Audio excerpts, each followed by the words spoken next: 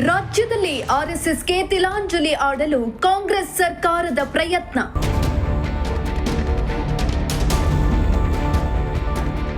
ಸರ್ಕಾರಿ ಜಾಗದಲ್ಲಿ RSS ಕಾರ್ಯಚಟುವಟಿಕೆಗಳು ban.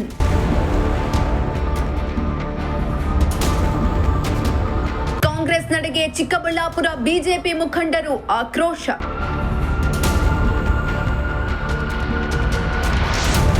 RSS ban ಮಾಡುವಂತೆ ಸಚಿವ ಪ್ರಿಯಾಂಕ್ ಖರ್ಗೆ ಸಿಎಂ ಸಿದ್ದರಾಮಯ್ಯಗೆ ಪತ್ರ ಬರೆದ ಬೆನ್ನಲ್ಲೇ ಕ್ಯಾಬಿನೆಟ್ನಲ್ಲಿ ಮಹತ್ವದ ಚರ್ಚೆಯನ್ನ ನಡೆಸಿ ರಾಜ್ಯ ಕಾಂಗ್ರೆಸ್ ಸರ್ಕಾರ ಸರ್ಕಾರಿ ಜಾಗಗಳಲ್ಲಿ ಆರ್ಎಸ್ಎಸ್ ಚಟುವಟಿಕೆಗಳನ್ನ ಬ್ಯಾನ್ ಮಾಡುವ ಬಗ್ಗೆ ಆದೇಶ ಹೊರಡಿಸಿದ್ದು ರಾಜ್ಯದ ಬಿಜೆಪಿ ನಾಯಕರನ್ನ ಕೆರಳಿಸುವಂತೆ ಮಾಡಿದ್ದಾರೆ.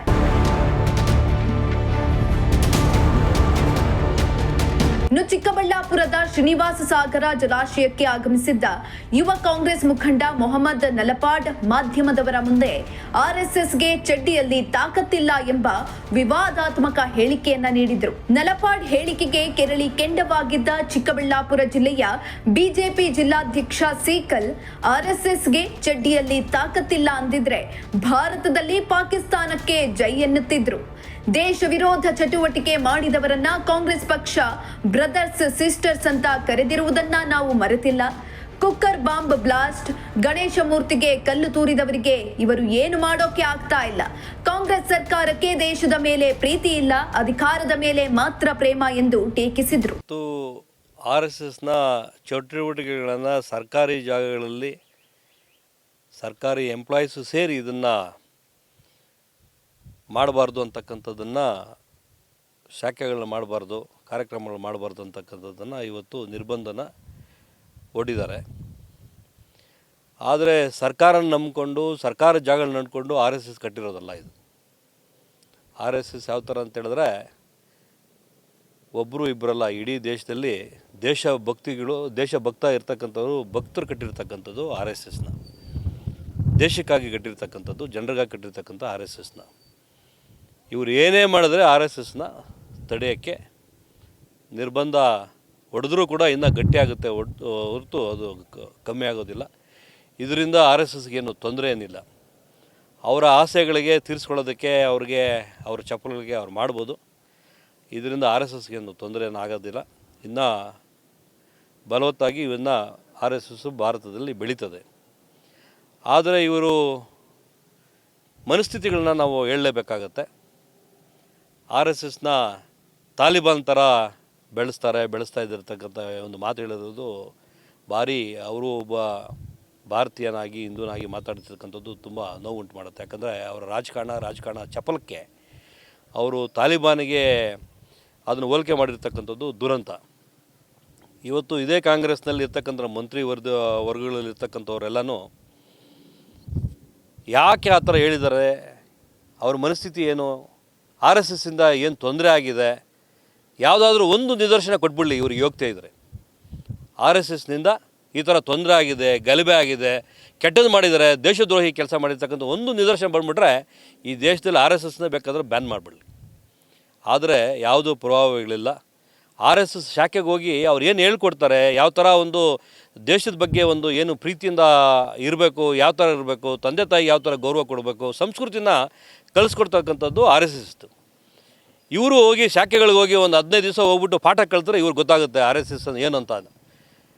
ಇವರು ತಾಲಿಬಾನ್ಗೆ ಹೋಲಿಕೆ ಮಾಡ್ತಾರೆ ಅಂದರೆ ಅವ್ರು ಆರ್ ಎಸ್ ಎಸ್ ಬಗ್ಗೆ ಗೊತ್ತೇ ಇಲ್ಲ, ಅವ್ರಿಗೆ ಚರಿತ್ರೆನೇ ಗೊತ್ತಿಲ್ಲ, ಅವ್ರಿಗೆ ಆರ್ ಎಸ್ ಎಸ್ ಬಗ್ಗೆನೂ ಗೊತ್ತಿಲ್ಲ. ಹಂಗಾಗಿ ಅವರ ರಾಜಕಾರಣ ಚಪಲಕ್ಕೆ, ಅವರ ಅಧಿಕಾರಕ್ಕೆ ಮಾಡ್ತಾ ಇರ್ತಕ್ಕಂಥದ್ದು. ಇದರಿಂದ ಆರ್ ಎಸ್ ಎಸ್ಗೆ 1% ಕೆಡಕಾಗೋದಿಲ್ಲ, ನಿಲ್ಲೋದಿಲ್ಲ, ಇನ್ನು 100 ಪಟ್ಟು ಜಾಸ್ತಿ ಆಗ್ತಕ್ಕಂಥದ್ದು ನಾವು ಹೇಳ್ತೀವಿ. ಇನ್ನೊಬ್ಬರೆಲ್ಲ ಒಂದು ಕಾಮೆಂಟ್ ಮಾಡಿರೋದು ನಾವು ನೋಡಿದ್ವಿ, ಆರ್ ಎಸ್ ಎಸ್ ಚಡ್ಡಿಯಲ್ಲಿ ತಾಕತ್ತಿಲ್ಲ ಅಂತ. ಆರ್ ಎಸ್ ಎಸ್ ಚಡ್ಡಿ ತಾಕತ್ತಿಲ್ಲ ಅಂದಿದ್ದರೆ ಇಷ್ಟೊತ್ತಿಗೆ ಎಷ್ಟು ಜನ ಇವತ್ತು ಹಿಂದೂಗಳನ್ನ ಪಾಕಿಸ್ತಾನಕ್ಕೆ ಓಡಿಸ್ಬಿಟ್ಟಿರ್ತಾರೆ. ಎಲ್ಲರೂ ಪಾಕಿಸ್ತಾನಕ್ಕೆ ಜೈ ಅನ್ನಬೇಕಾಗಿತ್ತು, ಹಿಂದೂಗಳು ಕೂಡ. ಆದರೆ ಇವತ್ತು ವಿಧಾನಸೌಧದಲ್ಲಿ ಪಾಕಿಸ್ತಾನಕ್ಕೆ ಜೈ ಎಂದವ್ರನ್ನು ಕೂಡ ಇವರೇನು ಮಾಡೋಕ್ಕಾಗಿಲ್ಲ. ಈ ಅಧಿಕಾರದಲ್ಲಿರ್ತಕ್ಕಂಥ ಈ ಮಂತ್ರಿಗಳು ಏನು ಮಾಡ್ತಾ ಇದ್ದಾರಲ್ಲ, ಬ್ರದರ್ಸ್ ಅಂತಾರೆ, ಸಿಸ್ಟರ್ಸ್ ಅಂತಾರೆ. ಕುಕ್ಕರ್ ಬಾಂಬ್ ಬ್ಲಾಸ್ಟ್ ಮಾಡಿದವ್ರಿಗೆ, ಗಣೇಶನ ದೇವರಿಗೆ ಕಲ್ಲೊಡೆದವರು ಕೂಡ ಇವತ್ತುವರೆಗೂ ಏನು ನಿರ್ಬಂಧ ಮಾಡಿಲ್ಲ, ಅವ್ರಿಗೇನು ಶಿಕ್ಷಣ ಕೊಟ್ಟಿಲ್ಲ. ಪೊಲೀಸ್ ಸ್ಟೇಷನ್ನ MLA ಮನೆ ಸುಟ್ಟವ್ರನ್ನ ಕೂಡ ಇವತ್ತು ಅವ್ರಿಗೆಲ್ಲ ಪೂರ್ತಿ ಜೈಲಲ್ಲಿರೋರನ್ನೆಲ್ಲ ಆಚೆ ಕಳಿಸಿರ್ತಕ್ಕಂಥದ್ದು ಕಾಂಗ್ರೆಸ್ ಸರ್ಕಾರ ಬಂದ ಮೇಲೆ. ಸರ್, ಒಂದು ನೋಡಿ, RSS ಅಂದರೆ ರಾಷ್ಟ್ರೀಯ ಸ್ವಯಂ ಸೇವಕರು. ಸೊ ಸ್ವಯಂ ಸೇವಕರು ಅಂತಂದರೆ ಜನರು ಕಷ್ಟದಲ್ಲಿದ್ದಾಗ ಹೋಗಿ ಅವ್ರಿಗೆ ಸಹಾಯವನ್ನು ಮಾಡ್ತಕ್ಕಂಥದ್ದು RSSನ ಒಂದು ಮೂಲ ಉದ್ದೇಶ ಮತ್ತು ಇಷ್ಟೂ ವರ್ಷಗಳಲ್ಲಿ ನಡ್ಕೊಂಡು ಬಂದಿರತಕ್ಕಂಥ ಹಾದಿ ಅದು. ಇವತ್ತು RSS ಸಂಘಟನೆಯಿಂದ ಎಲ್ಲಾದರೂ ಒಂದು ಸಣ್ಣ ಗಲಭೆ ಅಲ್ಲ, ಗಲಭೆ ಬಿಟ್ಟಾಕಿ, ಗಲಭೆ ತುಂಬ ದೂರದ ಮಾತು, ಜನಕ್ಕೆ ತೊಂದರೆ ಕೊಡ್ತಕ್ಕಂಥ ಒಂದೇ ಒಂದು ವಿಚಾರವಿದ್ರೂ ಸಹ ತಿಳಿಸಿ, ನಾವು ಒಪ್ಪಲಿಕ್ಕೆ ತಯಾರಿದ್ದೀವಿ. ಇವತ್ತು ಸ್ವಯಂ ಸೇವಕರು ಮಾಡ್ತಕ್ಕಂಥ ಕೆಲಸ ಏನು ಅಂತಂದರೆ ಶಿಸ್ತನ್ನು ಕಲಿಸ್ತಕ್ಕಂಥದ್ದು. ಇವತ್ತಿನ ದಿನಗಳಲ್ಲಿ ಅತ್ಯಂತ ಅವಶ್ಯಕವಾಗಿರ್ತಕ್ಕಂಥದ್ದು ಮನುಷ್ಯನಿಗೆ ಶಿಸ್ತು.